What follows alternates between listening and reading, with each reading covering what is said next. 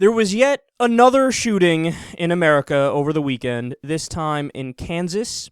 It was carried out by a gunman named Frazier Glenn Miller. According to the Southern Poverty Law Center, he killed 3 people in an attack on 2 Jewish sites in Overland Park. And yes, it is in fact terrorism because it was politically motivated. Quote, he has been involved in white supremacist movements since the latter 1970s. He's a grand dragon in the Ku Klux Klan. After being discharged from the army, Miller joined the Nazi Party of America. He then formed the Carolina Knights, which is a group explicitly based on the teaching and practices of Adolf Hitler. And when that didn't work out, he tried to turn the Carolinas into an all-white state. After the Carolina Knights, he formed the White Patriot Party, which the Southern Poverty Law Center describes as a paramilitary group. He served 3 years in jail after being smoked out of his former home by the FBI, who found an arsenal in his possession, including hand grenades.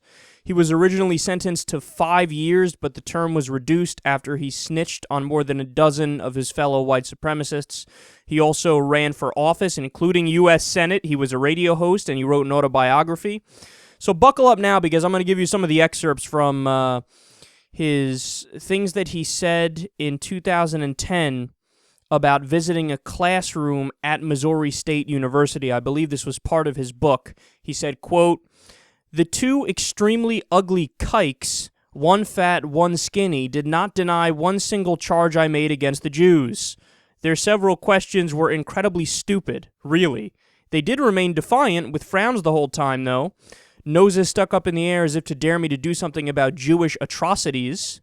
The skinny kike and I got so heated at one point, I raised up and blurted out, hell yes, I hate you and all Jews, and you all deserve my hate for what your people have done to mine. Later, she asked if I thought all Jews knew about the Jew atrocities I spoke about. I said that all intelligent Jews do, and that since Germans are collectively blamed, Jews should be also. She denied knowing anything, and I called her a typical Jew liar. Here's some more quotes from this genius. Quote, white men have become the biggest cowards ever to walk the earth. The world has never witnessed such yellow cowards. We've sat back and allowed the Jews to take over our government, our banks, and our media. We've allowed tens of millions of mud people to invade our country, steal our jobs and our women, and destroy our children's futures. America is no longer ours. America belongs to the Jews who rule it and to the mud people who multiply in it. That's from a radio ad in 2010. I love how that's allowed on the radio. Who the fuck made the decision to let that play?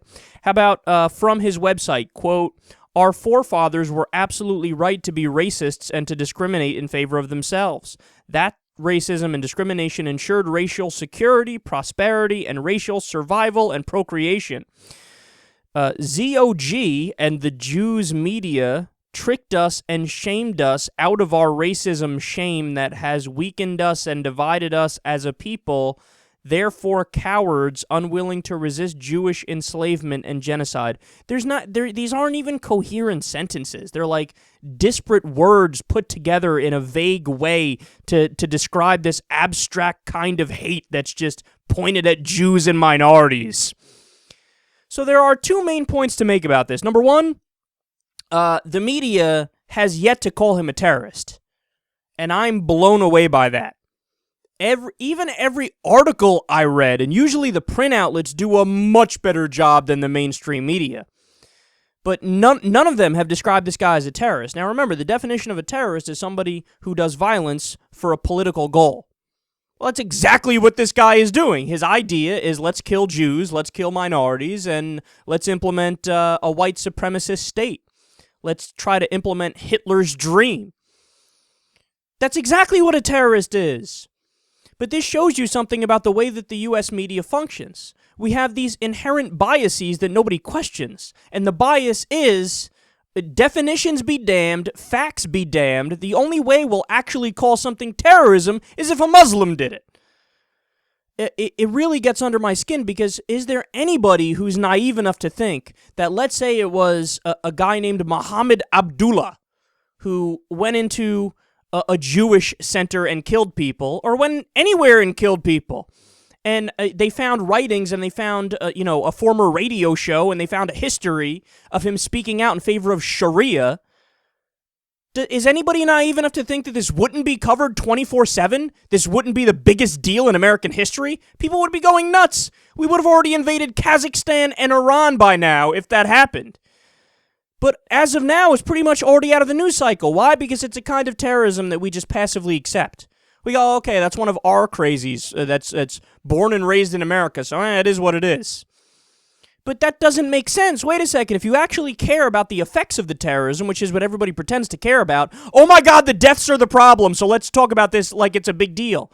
Well, then for fuck's sake, you should be just as outraged about this. Doesn't matter who did the terrorism, it is terrorism. And then also when you add in the fact that, and we've covered this before, there was a Department of Homeland Security study in conjunction with the CIA and the FBI, and they found that, 54% or 56% of all the terrorist acts done in America from the 1990s and onward, they've been right-wing terrorist attacks, whether it's abortion clinic bombings, whether it's militia groups that attack federal government buildings, killing census workers, stuff like that. So the majority of the terrorism that's done is right-wing terrorism, or KKK terrorism, or, neo-Nazi terrorism. But we never get scared about that. The media never talks about that. The only time it's talked about is when it's somebody who's named Muhammad, is when it's somebody who's Muslim. It's a tremendous lack of objectivity from the media, and this is why people are turning to new media. This is why we're growing at a ridiculous rate. It's because we're actually telling you the truth. We're trying to cover everything evenly. Trying to cover everything fairly is a better way to put it. Not evenly, because we don't do false neutrality, We're trying to cover it objectively. So that's the first point about this. And then the second thing is, how the fuck was this guy able to amass an arsenal?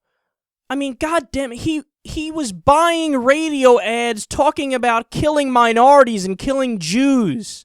The Southern Poverty Law Center was like, holy shit, hello guys, red alert, this guy's gonna do some fucked up shit. The dude was in jail in the past for having links to white supremacist plots.